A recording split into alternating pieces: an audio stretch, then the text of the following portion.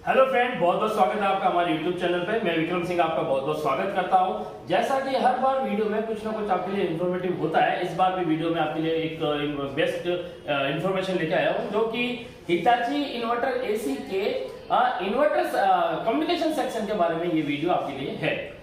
इस वीडियो में मैं आपको बताऊंगा कि कैसे जो हिताची की इंडोर पीसीबी होती है उसके अंदर कम्युनिकेशन सेक्शन कार्य करता है। यहाँ पर पीछे मैंने उसका एक डायग्राम बना के रखा है, ताकि डायग्राम बनाने के लिए जो टाइम है वो हमारा खराब ना हो, वो भी यूज है।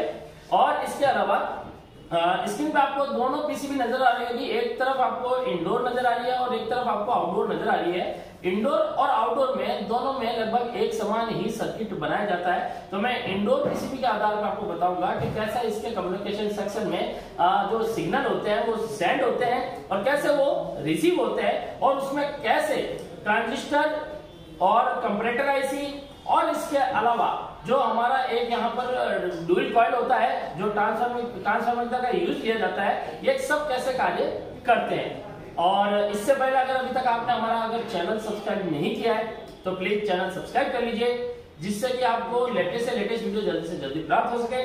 और अगर वीडियो आपको पसंद आए तो लाइक कीजिए, शेयर कीजिए और अपने दोस्तों में भी ये शेयर कीजिए और कमेंट करके जरूर बताएं कि आपको नेक्स्ट वीडियो किस टॉपिक पर चाहिए।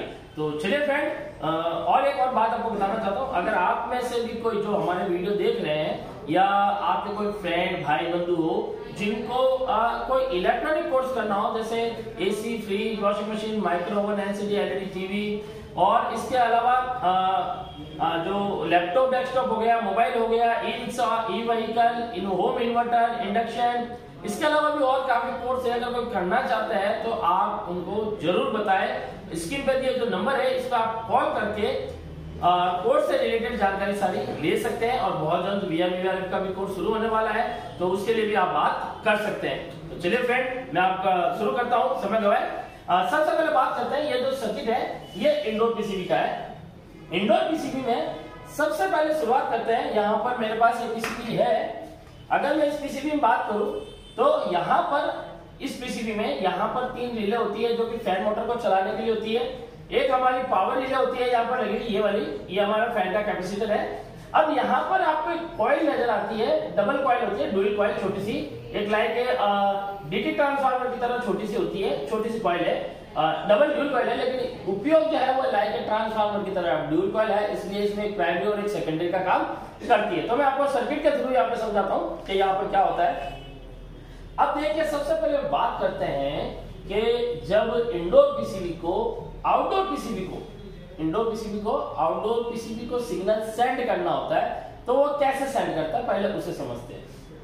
यहाँ पर ये जो दे रखा है ये एक ड्यूल कॉइल है जिसमें कि एक प्राइमरी और एक सेकेंडरी, लेकिन इसमें ऐसा फिक्स नहीं है, प्राइमरी सेकेंडरी बदलती रहती है। इसमें जिधर से भी सिग्नल मतलब एक मैग्नेटिक फील्ड इंक्रीज होता है वही प्राइमरी का काम करना शुरू कर देती है, और जो इस मैग्नेटिक फील्ड को यानी फ्रीक्वेंसी को एब्जॉर्ब करता है वो सेकेंडरी का काम करना शुरू कर देता है, इसलिए इसमें चेंजिंग होता रहता है। अब यहाँ पर देखिए, यहाँ पर क्या है कि जो इधर की जो कॉइल है ये इस साइड वाली, इधर वाली कॉइल जो कि एमसी की तरफ है। अब इस कॉइल में क्या होता है, एक इसके पॉइंट पर 12 वोल्ट एसएमएस सप्लाई से दिए जाते हैं, ठीक है। एक टर्मिनल पर आपको इसमें 12 वोल्ट देखने को मिलेंगे और दूसरे से वो 12 वोल्ट आउट होकर ट्रांजिस्टर पर बाय रजिस्टर होकर जाते हैं। यहाँ पर इस सर्किट में 2 ट्रांजिस्टर यूज किए गए हैं। मैं इनको मार्क करता हूँ, यहाँ पर आपको रेड कलर से मार्क दिखाता हूँ।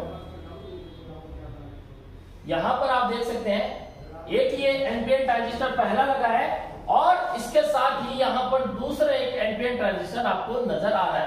ये 2 एनपीएन ट्रांजिस्टर क्या करते हैं, इस 12 वोल्ट को ग्राउंड में ड्रॉप करते हैं पल्स के रूप में, मतलब बार बार 12 वोल्ट को क्या करते हैं, ड्रॉप करते हैं, स्विचिंग करते हैं। तो ये एनपीएन ट्रांजिस्टर जब बार बार इन्हें स्विचिंग करते हैं तब क्या होता है कि यहाँ पर इसके अंदर एक मैग्नेटिक फील्ड इंक्रीज होता है। तो आपने ट्रांसफार्मर का एक नियम पढ़ा ही होगा, उसमें आपने देखा होगा, मतलब पढ़ा होगा, उसमें ये बताया जाता है कि प्राइमरी में जो फ्रीक्वेंसी बनती है वही सेकेंडरी को प्राप्त होती है।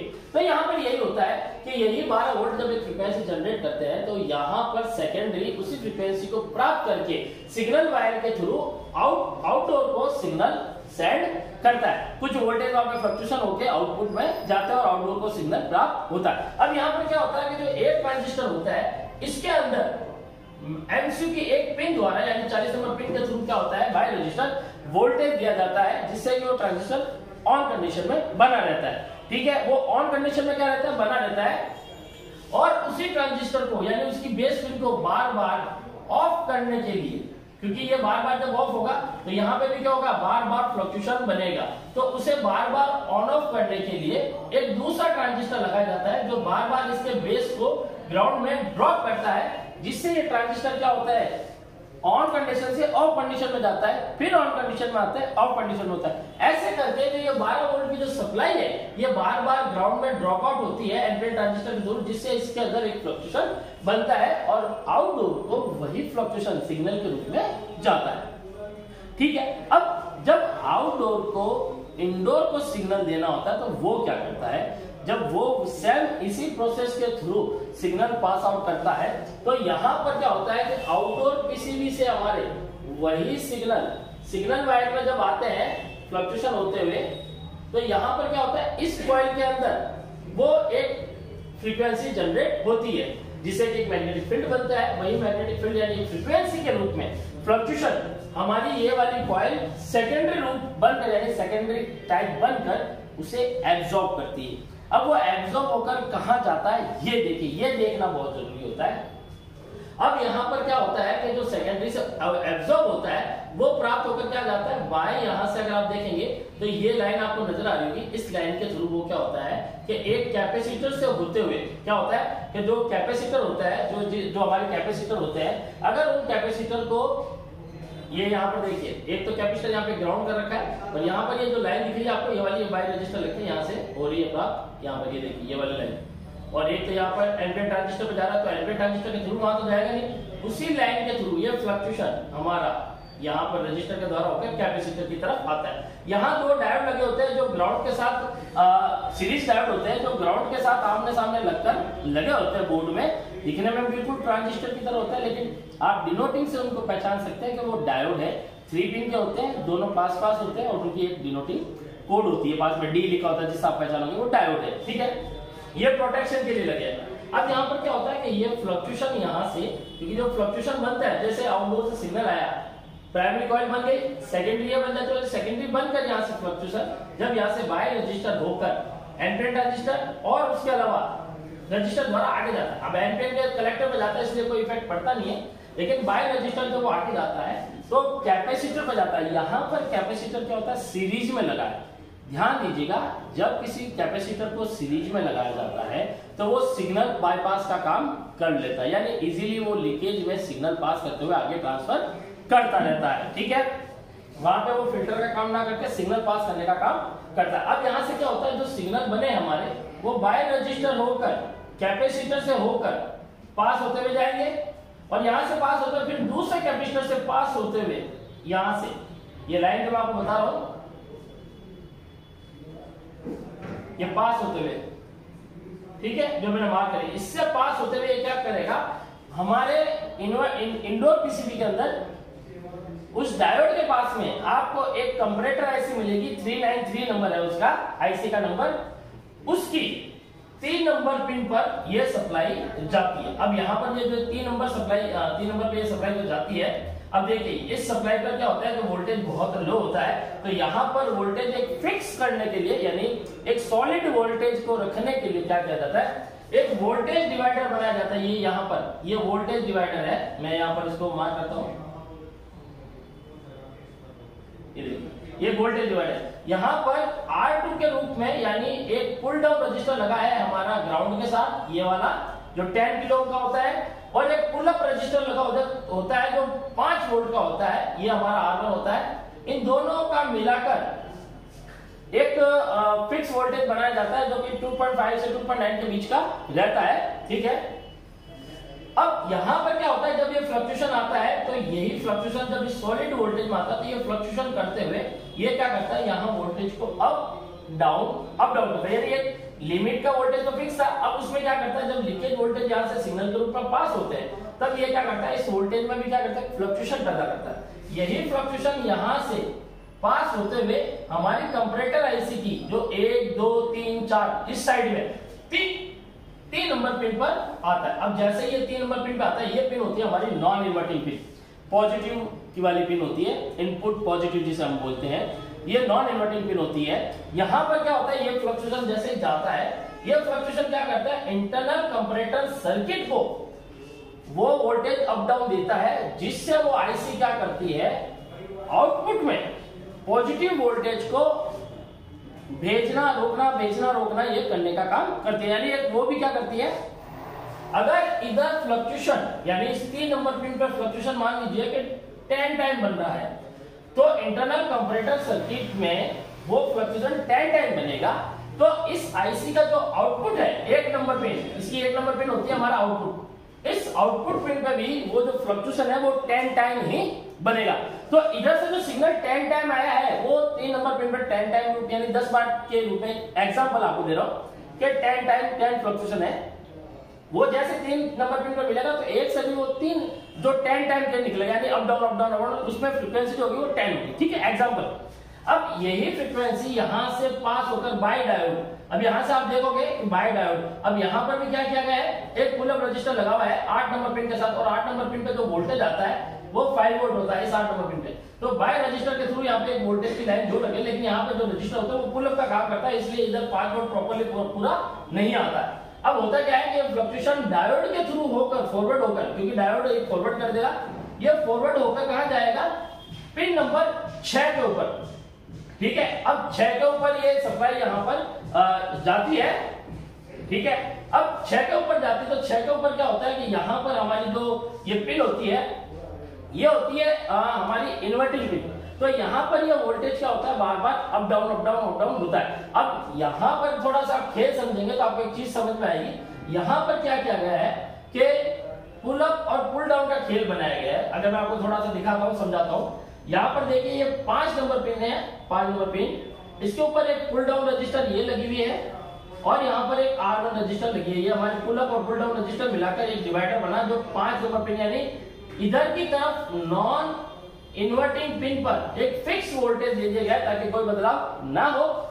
ठीक है, तो जो 1 नंबर का हमारा आउटपुट आ रहा था, ये वाला आउटपुट, ये डायोड के थ्रू जब होके आ रहा था, तो वो 6 नंबर पिन में क्या कर रहा था, वही फ्लक्चुएशन 10 टाइम के लिए कर रहा था। अब ये पिन क्या है, इनपुट नेगेटिव है, तो आउटपुट में क्या होता है, आउटपुट में जो वोल्टेज दे रखा होता है, यहाँ पे भी आप देखोगे तो एक वोल्टेज डिवाइडर के रूप में एक सर्किट बना रखा होता है। तो जैसे ये आउटपुट में वोल्टेज में बार बार ग्राउंड को क्या करता है, प्रेस करता है, बार बार ग्राउंड मतलब नेगेटिव क्या करता है, प्रेस करता है नेगेटिव पिन को, तो वो 10 टाइम जब वो पिन नेगेटिव पिन फ्लक्चुएशन लेती है, तो इसकी भी जो आउटपुट पिन है, यानी जो 7 नंबर पिन हमारी है, 7 नंबर पिन, ये वाली पिन, इससे जो आउटपुट हो रहा है वो भी क्या करता है, 10 टाइम आउट होता है, कुछ इस तरीके से वोल्टेज उसका फ्लक्चुएशन होता है। यही फ्लक्चुएशन यहां से पास होकर इस बाय रजिस्टर से होते हुए LCD 42 नंबर पिन पर जाता है। तो यहां पर ये सेंड के लिए एनपीएन ट्रांजिस्टर यूज हुए हैं, और सिग्नल रिसीव के लिए यहां पर एक कंपैरेटर आईसी यूज की गई है। तो यहाँ ये सेंड और रिसीव का एक था इसका सर्किट। अब इस सर्किट में अगर बात करें, इसमें कोई भी कंपोनेंट हो, चाहे वो कोई भी रजिस्टर हो, अगर वो फेलियर कंडीशन में आ जाए तब भी हमारा कम्युनिकेशन एरर आना शुरू हो जाता है। इसके अलावा अगर मान लीजिए कि इसके अंदर कोई कैपेसिटर भी है जो लीकेज कंडीशन में प्रॉपर काम करना बंद कर दे, या ये मान लीजिए कि वो ओपन कंडीशन में आ जाए, तब भी हमारा यहाँ पर सर्किट जो है वो बीच में ब्रेक डाउन हो जाएगा और एमसीयू कम्युनिकेशन एरर देना शुरू कर देगा।